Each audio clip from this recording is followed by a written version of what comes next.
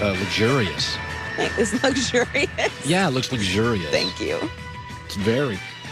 You can do a lot of stuff with your hair. I do. I cannot. This is what it is. And this is. I mean, you can try it. You can try something new. You know what my daughter did last night? I said, I just went to Twitter and I said, I'm feeling spicy tonight. And she ratioed me. She retweeted me and went, go to bed. And got like 40,000 likes. She ratioed me. I was like, well, come on, my daughter's got Liv is the best. Liv is funny. She's very funny. Greg Jennings coming up in 15 minutes. Also, best for last. We do this once every couple of weeks, our soup and sweater rankings for the games of the week. Great games in the fall. A lot of soup. I'm making some soup Sunday. But we start with this. Dak Prescott's value may be more evident than ever as the Dallas Cowboys got flexed out of Sunday Night Football next week. This ticks off Jerry Jones more than losing. This is great for Dak. Dak makes you relevant. Dak's a topic on Monday. Always. Even when you lose with Dak, they score a bunch of points. They don't flex you out with Dak. So this just guarantees Dak's the future, right? So I just want you to think about, I'm going to ask you a question because I do believe, and it's one of the things my wife's really good at, stay current. Don't cling to things. Don't have a legacy based on yesteryear, okay? So Dallas hasn't been to an NFC championship game in 25 years. That was Troy Aikman, right? So 25 years. That's the longest drought in the NFC except Detroit and Washington. So let me just ask you a question. And I want you to think about this. So the Cowboys they've won since 1995. 4 total playoff games. Like wild card games. That's it.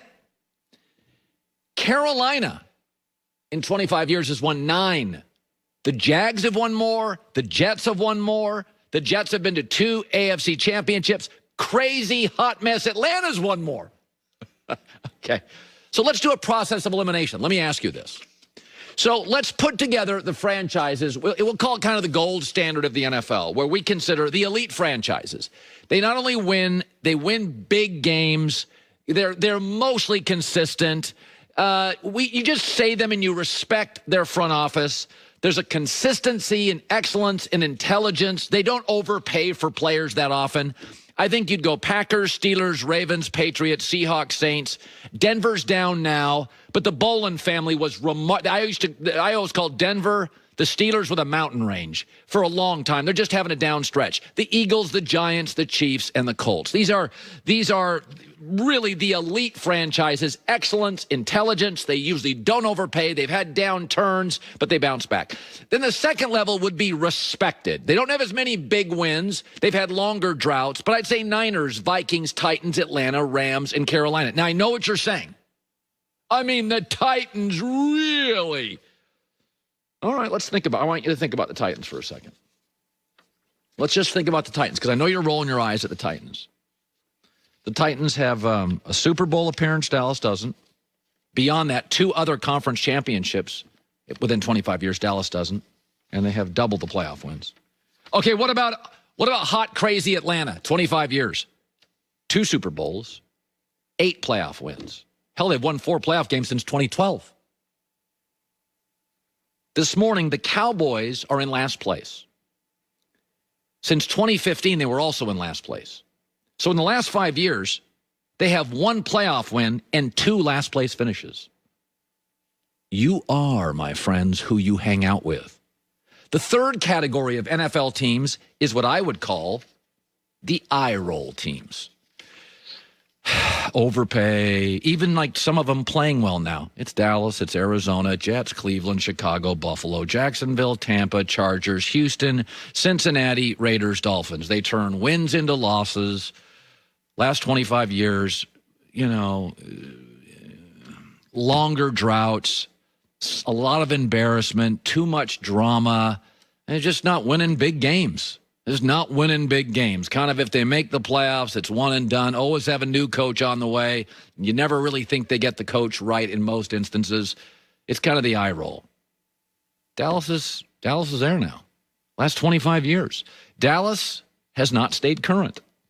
They overpay for running backs. They sign these long contracts to offensive linemen they now can't get out of, and they're old and injured. They spend way too much money on perimeter players sometimes and not enough on, like, their defensive front. They take gambles in the draft that other really well-run teams don't. Sometimes they develop players. A lot of times, though, the Steelers, Packers do. The Cowboys don't develop their players. The Cowboys on their Instagram put a picture of themselves at 25. They were hunks. They're now like 50. They're overweight. They're trying to fool everybody. This isn't a shot at Dallas. 25 years. You're the Lions. You're Washington with a bigger brand. You're the resort that people still think about, but you book a weekend there, you go with your wife, and you're like, man, the paint's peeling, the food's not very good, and you look out your window in Miami, and you're like, we should have stayed at that place. It's way more current. They got a better pool. It's where all the cool people are.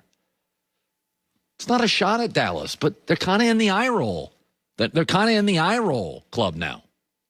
You kind of look at them and go, oh, yeah, oh, it's Cincinnati. Oh, it's Buffalo. Oh, it's Miami. And by the way, I think Buffalo and Miami over the next 10 years are going to move into the next level. I'm not going to give it to them now, but I think they're really close. But, I mean, last 25 years, Miami, you roll your eyes. You roll your eyes at the Jets. They got more playoff wins. So I was thinking about that. Everything happens for a reason. Everything, good or bad, happens for a reason. It just doesn't. It's luck. Fate and luck are nonsense. Like, stuff happens for a reason. There used to be a company before Facebook called MySpace. MySpace had, hundreds, millions of users, but over time it failed because their technology, they had too many issues with technology. Their marketing was spectacular, but Facebook had better technology. There's a reason everything happens. So I'm going to ask you, and you can go to Twitter, whatever. New England is this impeccably run organization, and they can't draft a wide receiver for 15 years. They had to go get Randy Moss and Wes Welker already in the league. You tell me why. Albert Breer was on earlier today, and I thought this was, you got to wait to the very end, though. But he talks about, could Cam Newton actually be back next year in Foxborough? Would the Patriots be okay with bringing back Cam Newton for another year? I think they would be. Go back and look at the last 9 games of last year. Brady was 4-5 in those games, and his numbers were almost identical to the numbers that Cam's putting up now. Cam's passer rating through 11 games is 80. Brady's passer rating in the last 9 games of last year was 78. If there's an upgrade, I think they would go for it. Like, if Matt Stafford or Jimmy Garoppolo or somebody like that's available, I think that they would jump if they saw somebody as an upgrade. But I don't think they're as out on people on Cam Newton as people might think. And the reason, Breer said, is they acknowledge in the building they're not good at getting wide receivers. N'Keal Harry's their last first-round wide receiver. Blocker, perhaps, can't get open, can't separate. So why can't this great football, this empirical football operation, get one position right? They've drafted great offensive linemen, great running backs, a great quarterback, great tight ends, great linebackers, pass rushers, corner safeties, kickers, punters. It is the single position in football they are awful at drafting.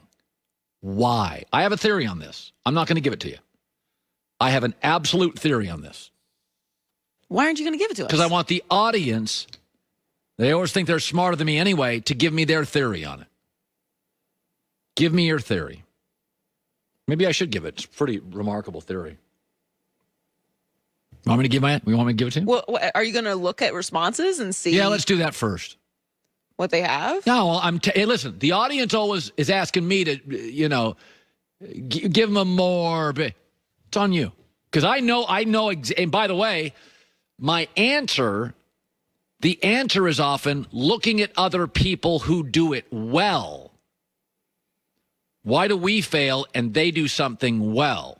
Why can't they? They've had great corners. It's not offense. They've had great tight ends, great running backs, great wide receivers, they got the quarterback down, the O-line down. Running backs are fine. Well, they do a lot of unique things with their draft that other teams don't do. Mm-hmm. They have a limited draft board. All right, Belichick reportedly takes it over. It's just going to break. Nope, it's not that interesting a topic. Maybe it's. I'm telling you right now, I got a theory on it. I have a belief. Maybe I'll write a book just on that.